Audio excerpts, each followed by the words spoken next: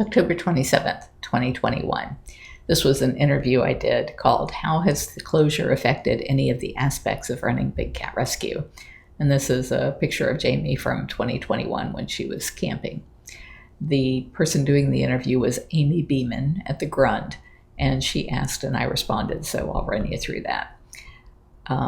To the first question, I answered, "The biggest negative impacts of being closed for the past 19 months has been the loss of about $1 million per year and our ability to educate and motivate our 27,000 annual visitors to call their members of Congress in support of the Big Cat Public Safety Act, which bans cub handling and phases out private ownership of big cats."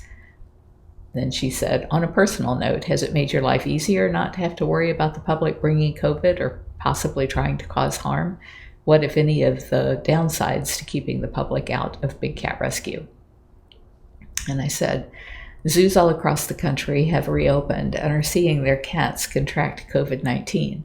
Even with all of our precautions of preventing public access, our keepers being vaccinated and wearing masks when around the cats or their food, we still have had 2 confirmed cases.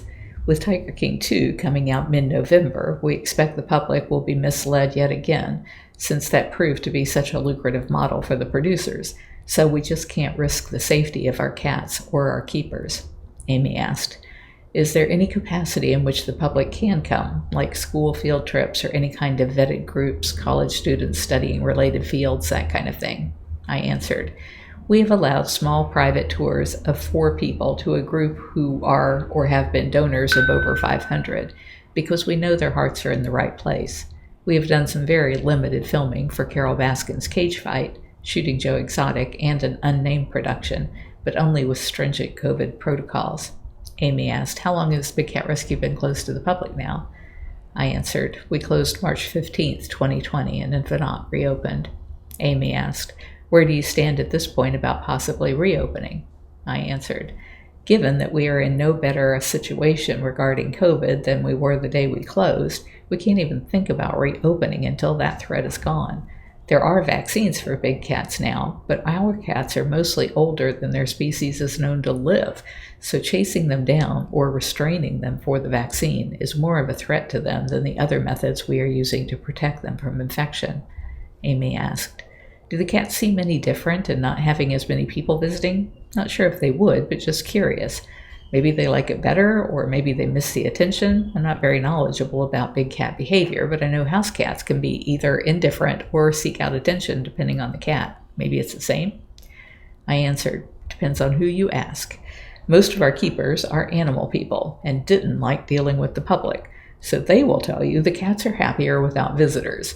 Our tours were guided, so the most a cat would see people passing by might be 5 minutes out of their day, and at least it broke up the monotony of being caged. Any of our cats who didn't like people were never on the tour route to begin with, so I think it's a net loss to the cats." Amy asked, "Anything you want the public to know about Big Cat Rescue these days, or where you stand on the ongoing publicity about the whole Tiger King thing and its offshoots?" I answered, "As wrong as the narrative was in Tiger King, the good news is that people were amused enough by the wrongdoings of so many animal abusers that it generated interest in legitimate documentaries and fact-based programs, such as The Conservation Game, Shooting Joe Exotic, Hidden Tiger, and expectedly Carole Baskin's cage fight.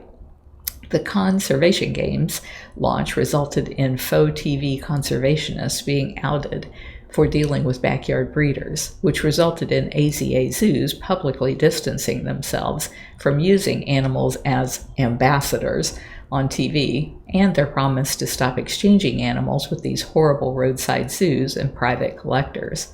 I think government agencies and law enforcement were embarrassed to have allowed such rampant big cat abuse to continue, and now they are taking action. More about that at bigcatrescue.org. Where are the Tiger King stars now? Our federal bill, H.R. 263, Senate 1210, passed the House in December of 2020, but didn't get a vote on the Senate floor because, as the holidays began, progress slowed to a stop. We've been working on it since 1998, got a major win in 2003, and have been trying to close the cub handling and private possession loophole ever since.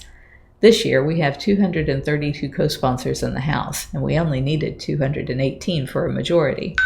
Being a co-sponsor means the member has agreed in advance that they will vote for the Big Cat Public Safety Act. In the Senate, we have 34 and need 51 for a majority, and we have a year and a half left to do it. More members of Congress are signing on daily, so I have no doubt that this bill will finally pass. Your readers can weigh in at bigcatact.com. On a global scale, I am most excited by the advances brought about in a COVID-plagued world. I talk about that extensively at bigcatrescue.org/earth. Thanks for asking, and stay safe. If you're enjoying my diary, please like, share, and subscribe. You can find other ways to connect to me over at bigcatrescue.org/Carole.Baskin.